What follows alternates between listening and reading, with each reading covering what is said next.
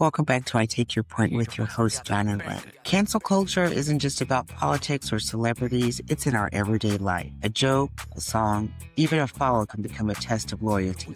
Drop your thoughts in the comments and stick around for John's take at the end.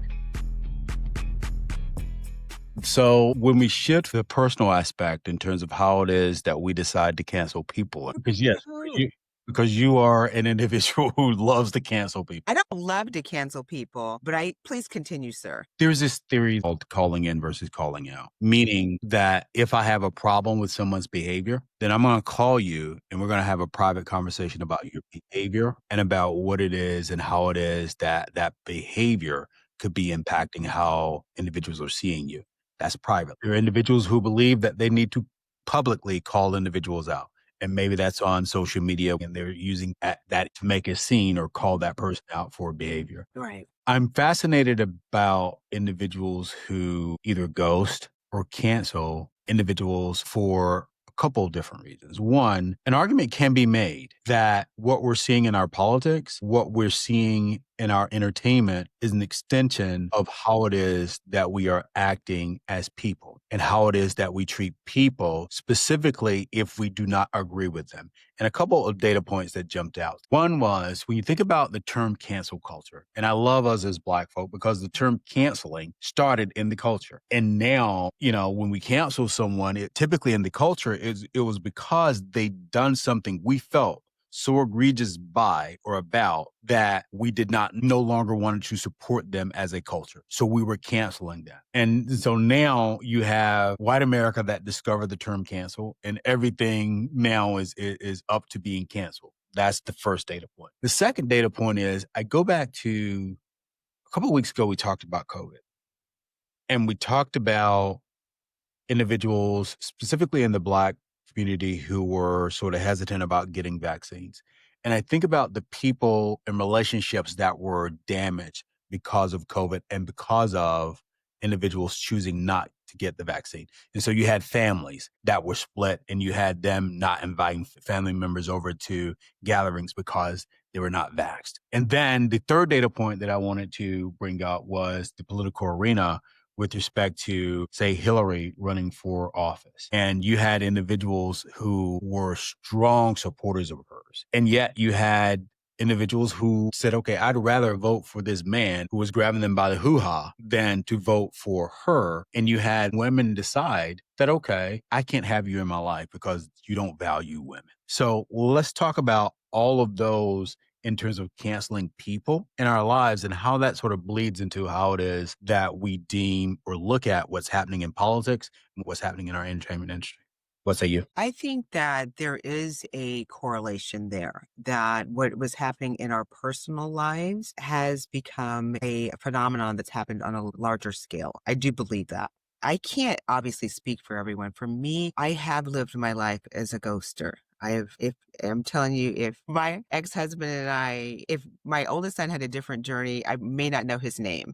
Like who? I don't. I just turned into an owl. So I have done that. I've gotten better, but I have always lived my life that move on, Don. And one of the reasons for me is that I have a finite amount of energy that I can allocate to things. If there's a person or a thing that is not bringing me joy, or I don't feel like having a call in, a private conversation that could change the trajectory of our relationship, I just don't feel like expending my energy on that. And so I'd rather take my energy and put it someplace else. Now, in terms of calling in or just ghosting, it depends on the relationship. If I always tell people this, if I call you and say, hey, this offended me, this did whatever, it's because I care about you and I care about our relationship. If I don't say anything to you, I couldn't care any less, because why am I getting ready to give you information? Just go on. You don't need to be in my life.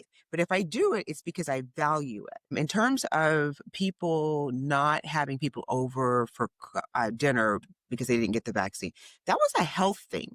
So there were people that were compromised. Like for my sister, her immune system was compromised, and so if you didn't have the vaccine, you could put her life in danger. But when I remember when I had my boys, that for the first, I don't know how long it was, like if you came to see us, I was like, can you wash your hands? Can you do whatever? Like, because I didn't want you to introduce your dirty on my kids, right? So I just think that that's just common courtesy, and that's looking out for vulnerable people and making sure that no one is purposefully put at risk. And then the last thing that you said that I totally forgot, what was it? I can only do two at once. So I take your point with respect to how it is that we can call individuals in or call them out based on whether or not we're trying to. Yes, I remember now.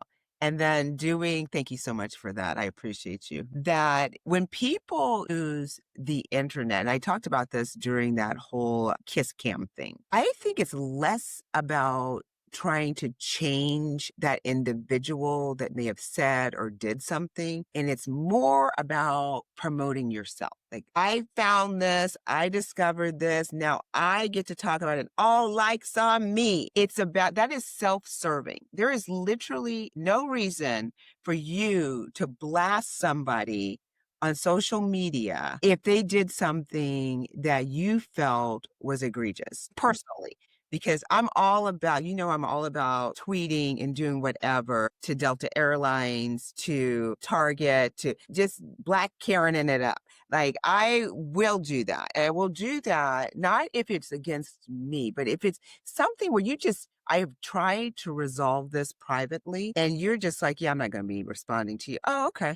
Well, the internet, like I said, is the great equalizer. So it allows individuals to amplify their voice, exercise agency, and literally drive change. Target, we're talking to you. Traditionally, we collective, like Black people, brown people, whatever, marginalized groups have traditionally had limited access to traditional media and communication channels. So we are using social media, like I said, to amplify our voice, to drive change. That's a different thing, in my opinion, than going after an individual. When you're going after an individual, like in our little neighborhood Facebook, there's somebody posting someone's picture. They're ringing doorbells. Okay, go out there and tell them to stop ringing your doorbell.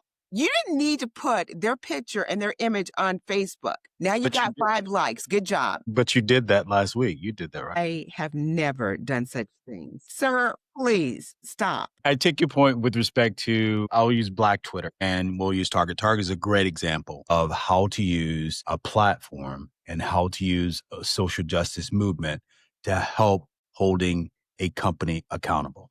That's the effective way to do it. If you don't like something that they're doing in the way that they're treating you, then you use that movement to cancel them.